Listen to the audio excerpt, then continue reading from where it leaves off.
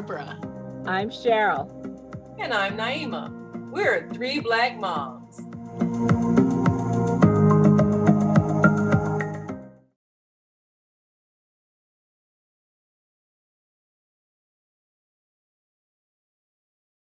Of a good movie as much as anybody. I love the opening nights when the shows are first coming, but I have to tell you, going to the show with my people can be disastrous. I remember the time that Whoopi Goldberg's movie came out, The Color Purple, with all of our favorite people in it. And I thought to myself, I am not going to the show at the Evergreen Plaza on 95th because I will not be able to hear a thing if I do. And we went to the show further out where there are like 5 Black people in the theater and you're able to hear all the words. And you know, I had a friend, I won't say her name, but I had a friend, we went to see one of the Waiting to Exhale, I'm betting. Oh, that was a good one. But the one that we went, it was something really fun. It was Pirates of the Caribbean. Oh. And she sat there and talked the whole way, telling me stuff about the actors, telling me all kinds, and I'm sitting here thinking, I'm gonna have to come back here and see this movie by myself. So I can move away from her. Just get up and walk down the aisle to another seat. Oh my goodness! Maybe she'll get the hint, or maybe not. She might just get up and follow. Talking. Well, you know, I have to tell on myself though. Yes, I was going to tell on you. Older, when my kids got older, they would not sit with me anymore because they said, "Mom, you're too loud." She is. So, are you one of those people that in an intense moment, you get in the movie and you're all involved and you're hollering at the main character like, run, run, I mean, stuff like that, you know, as if they can hear you. Are you one of those people? No, I scream. Oh, and in one movie, I remember I stood up and screamed. I forgot which movie it was. Okay. But yes, I stood up and screamed. So the lesson here is, because I have been to the show. No, I have been to the show with both of y'all. What do I do? Because I think only thing I know I do, I turn my head on the violent parts because I don't want to. I'll tell you what you do. I will tell you what you do. Barbara's loud. Mm-hmm. You have to make a noise for everything. The whole time. Let me tell you something about going to movies with Black people. Do not do it. Do not go, especially if it's a Black film. We want, of course, during COVID, ain't nobody going to the movies. But let me tell you something. These are the type of people who will go there. They're used to sitting in their house. And if you are in your house, if you miss something, you can rewind it. But when I paid $15 for a ticket and then got to get all the popcorn, which is 400% markup, and all the other stuff I get, so that it's already cost me $50 before I step in there, I do not want to hear what you got to say. I did not come to hear you. But I came to hear the movie. How do you enjoy a movie sitting there stone-faced, silent? I don't have to be. I do not have to be stone-faced. No, I don't. I can laugh if it's funny. I can even cry during the movie. What was the movie? If it's scary. If it's scary. Or talk back to the character. If they don't say the words that you think they should say, then yes, I don't do any of that. You tell them so and so. I mean, no. If you do that, how can you enjoy the movie? I can enjoy the movie because I can hear the movie. If I want to hear you, I will come to your house and listen to you. I do not need to enjoy a movie. That's what that is. These are the people. This is for the audience. These other people do not. If you see them in the movie, walk out. Stay away from them because these. No, Black people have to stop being part of the show. I want to just be emotionally involved. I can be emotional. Listen. At the end of Life is Beautiful, and granted, I was like 8 months pregnant, but at the end of Life is Beautiful, I sat there and after the movie was over and cried. I I cried did like too. there's plenty of movies where I will I cry. was crying But all I through am the not trailer. wailing like but I'm not wailing like I'm, at the wailing wall or something, Yeah. because nobody It needs was to hear very it. And I touching. will. Soft sobbing. I can went to it- softly sob. I went to a movie that was all white. I think I might have been the only black person, or maybe might have been one or two others. And it was a packed theater. I can't remember the movie, but it was a very intense movie. And then there was some funny scenes and all of that. But I found that it was almost like, man, they need to add a laugh track or add something, because this audience is dead. How do you know when to laugh if nobody laughs? How do you know when to holler if nobody is upset or excited? I understand what you're saying, but I found out I did not find the movie as enjoyable without audience involvement. Participation. Participation, because it's a group experience. It's a group you wanna experience, and you can laugh together and you can cry together, but you do not need to talk, because when everybody's talking and making these things, some people are entertaining, some people are not. Some people are just distracting, But I don't and you think will make miss commentary. some of the And that important dialogue. Yeah. Or people have seen it already, and then they say, Yes. "Watch this part," and then they say that they tell you what's going to happen. Now that I don't like, because people just. And I had been to movies where people are sitting behind me and they saw it, and this is their second time, and they're everything before it happens. Oh, girl, watch this part. Oh, they're gonna do this. Oh, watch when he does this. And I'm looking like, why did you see this movie again? You ruined it for everybody who didn't see it. Well, you know what I have done in those cases? I have actually turned around. This is before people would shoot you, of course. I would turn around and say, "I'm sorry, could you not talk so loudly while we're watching the movie?" Then if they persist in being obnoxious, I have gotten up and gone and gotten an usher and told on people, because I don't get worked up. But the problem is that you're missing, while you have to get up and leave, you're missing part of the movie. Right. Yeah. And it's just basic politeness. The thing is that we've gotten so used to being at home and watching stuff at home, we forget we're not in our house. And you have people who get on the phone, and they have to, they have to have these long conversations. Even if you just are getting text messages, if it's brightening up, it's distracting to everyone. The thing is, you have people who have on these long conversations, or they want to. What you doing? I don't know what you're doing. I can't talk. I'm on the phone, or just hit on silent and just not answer. Yeah. Turn your phones off. And that's the other thing. It's that people just do not understand that I am not entertained by you. If you are a comedian and you want to do a stand-up, let somebody pay you to do that. Don't give away your stuff for free. And if you are not a comedian, and if you're an amateur, shut up. Now, there was this time I went to the movie, and the guy's, his phone rang, and you think the person would just, say, "I can't talk, I'm at the theater." But they got into this long conversation. Everybody in the theater is waiting for them to, okay, end it. Tell them to shut up, you gotta go. And finally, somebody just hollered out, "Would you get us a phone?" And then people started applauding. Yes. Somebody finally told them to shut up, because, they had to be talking a good 5, 6, 7 minutes. No. And, the movie's going on and everything. So I think some people are just oblivious. It's just, they don't think.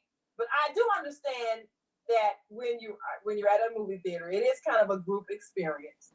That's why you bring your friends with you. Right. Not if your friends act like that. Well, okay, so what is an acceptable amount of response that you should have while you're watching a movie? While you're watching a movie, or dramatic. If it's dramatic, obviously, but you don't have to be audible, is what I'm saying. Like I said, if you want to cry during a movie, if you want to laugh during the funny parts, I'm talking about talking during the dialogue, either saying what's going to happen, or just having a comment, or telling folks to run, or all this other kind of stuff. They cannot hear you. It's a movie. It is a movie. You yelling all you want, like, don't go by the chainsaw. Don't go in there. Don't go in there. And as it is, you already know if there's black people in the movie, they're gonna get killed first anyway. That's the rule. So there was one movie. He was Ice Cube used to die. He said, I am not, I was an anaconda, I think. Because, you know, he was the one black character and had this big, you know, snake killing everybody. And he said, no, I refuse to let them kill me at the end. And he made them have him be one of the last. Well, let me tell you something. Even at my job, when somebody rings the doorbell at night, because you know they lock the doors, and I've already told them I do not answer the door because they always kill the black people first. And if I do have to answer the door, I say if I don't come back, run, because Don't come. you know because they got me first. But really that's my go-to. I don't answer the door. Yeah. I do not answer the door because they always kill the black people first. But still saying that, the black people do not, and the ones that I would kill first would be the ones sitting in the movies talking. Now that is really funny.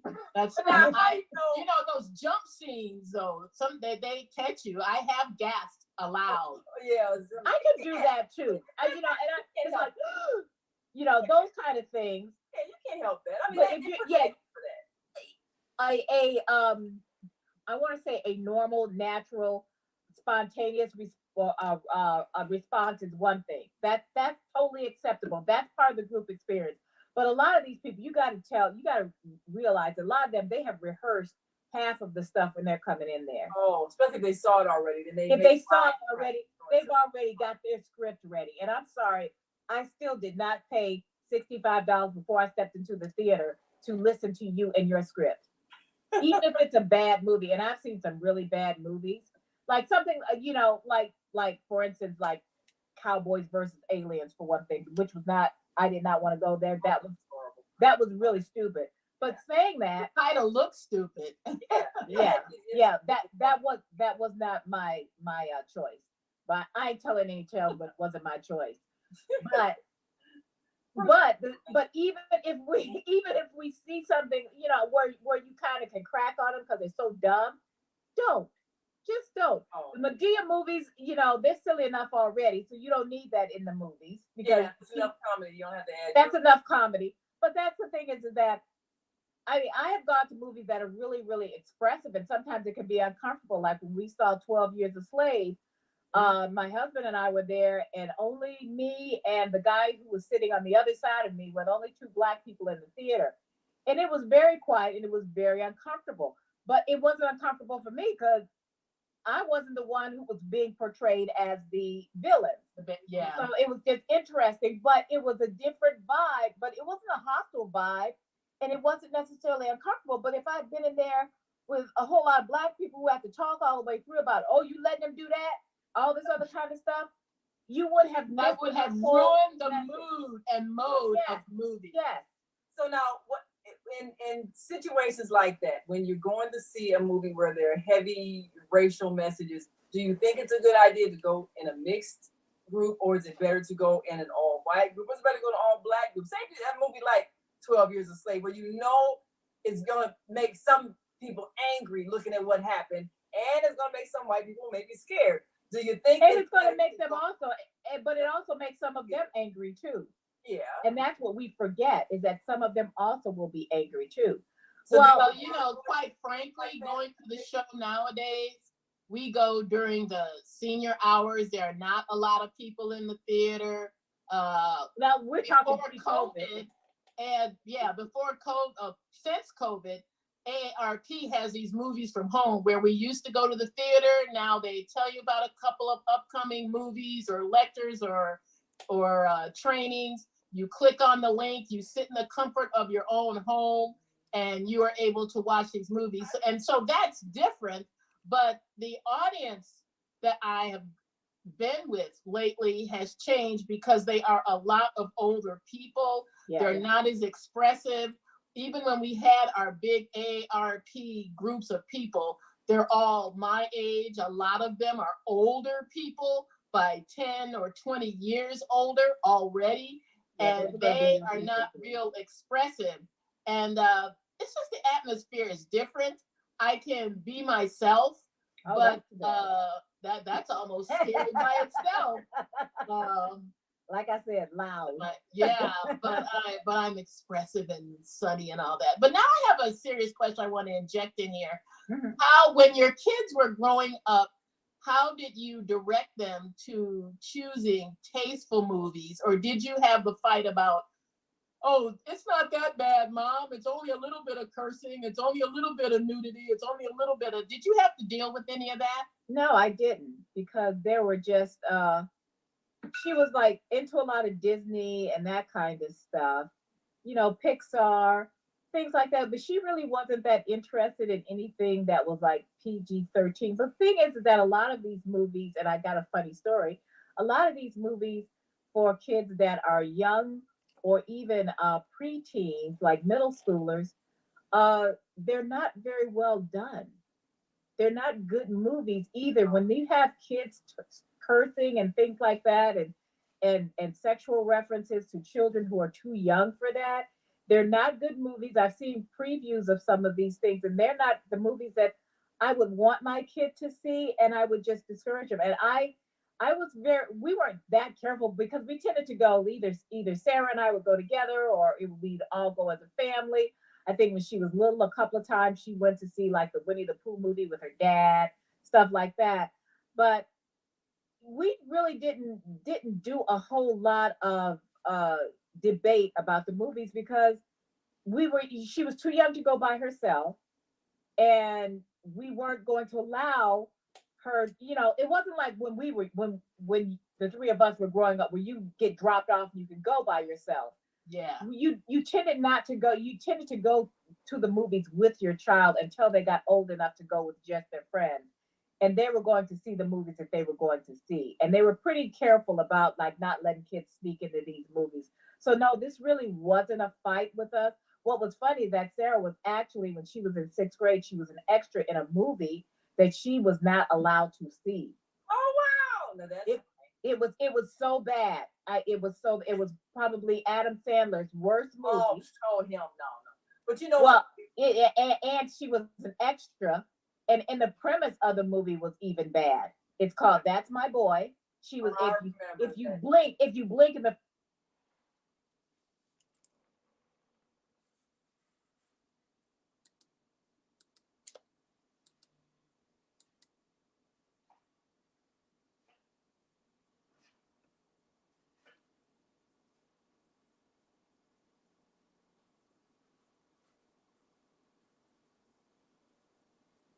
I don't even think she saw the whole thing. We have the movie here because she's in it, Yeah. but I don't know if she's probably seen the whole thing now. But it's a terrible movie. So that was the thing that was so funny, is that there were scenes that were, even that they were filming, that were kind of, well, more than risque. They were disgusting. But they came in and they told us, because we all had to be there. All the parents, you had to like stay and watch. And they came in and actually told us, okay, this is the scene and this is what they're going to be seeing. But they really didn't see anything. But it was more like a auditory thing, until they pull back the curtain at this one point. But that was the thing, is that, so sometimes, if you don't glamorize the bad movies, they don't want to see them. And she really wasn't interested. I mean, she made it a couple of $100s, long couple of days. But it's funny, like there's just movies out there that if you don't make it an argument, it just won't be. Say no, Yeah. you're not You don't, seeing. since that they don't see it, then you don't create the desire to see it. Right. Well, Zakia recently told me something. I feel kind of bad, but there's this movie that I think the school actually took them to see. The movie Sankofa, actually. Oh, This black movie. I don't know if you've yes, seen I've it. seen it. Yeah, so Pretty intense. it's very intense. And Zakia just recently told me it was kind of traumatizing. Yeah. I thought about it and said, yeah, we were so intensely into Black history, we weren't thinking this is really inappropriate for children. It would be like taking them to see. I'll tell you, it's about this woman who kind of goes back in time in slavery. 12 years of slave. I mean, anything where you're showing beating, killing, torture, death, Rape. Rape. All that's too much for children. And Yes. just because it has a label blackness on it doesn't mean it's appropriate. And also, as she told me about how we had her sing Shaka Zulu, and I don't know if you remember that series. I never saw that. You love that series. Yeah, I loved it, but we were watching it forever, but it was way too intense for a child. She said that also traumatized her. So, I remember also when the school, our kids were at a private school. They were not part of the group that went to see this, but they went to see that movie where that woman kidnapped the writer and Misery. Misery. And we were thinking, that movie is probably not the best choice to take the middle school kid, because my kids were not old enough to be in that. I forgot what the premise was for taking them to see that movie. Yes, it's a Stephen King novel, and the novel is worse, but it was pretty intense, and it's very violent. And that's and violence is even more traumatizing in ways than sexual.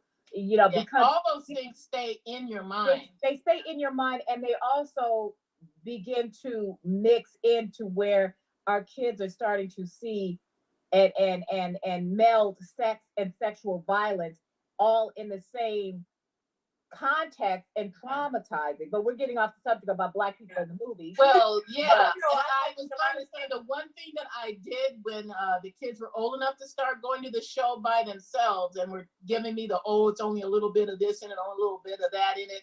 And I did this thing, making them poop brownies. And how that was something I read in one of the parenting magazines. I read a lot of Chicago parents and all that kind of stuff. Yeah, what's that? So I made these brownies instead of using water, using vinegar.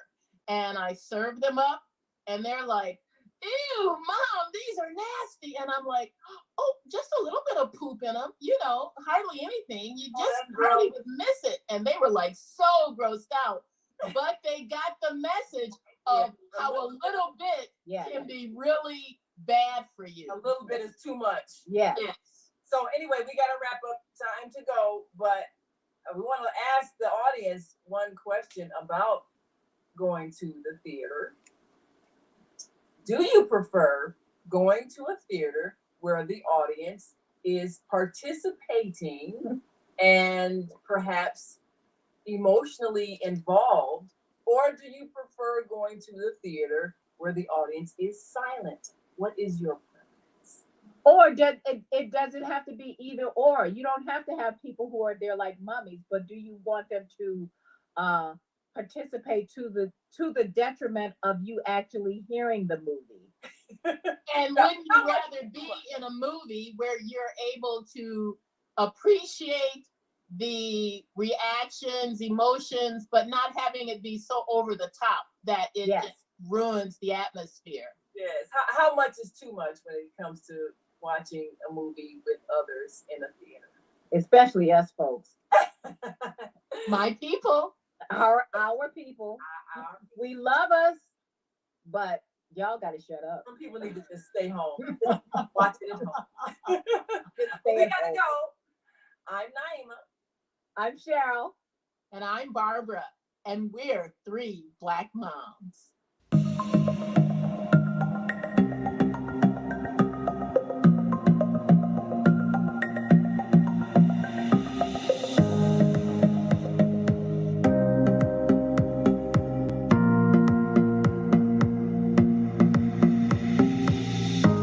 Hi, I'm Barbara. I'm Cheryl. And I'm Naima. We're 3 Black moms.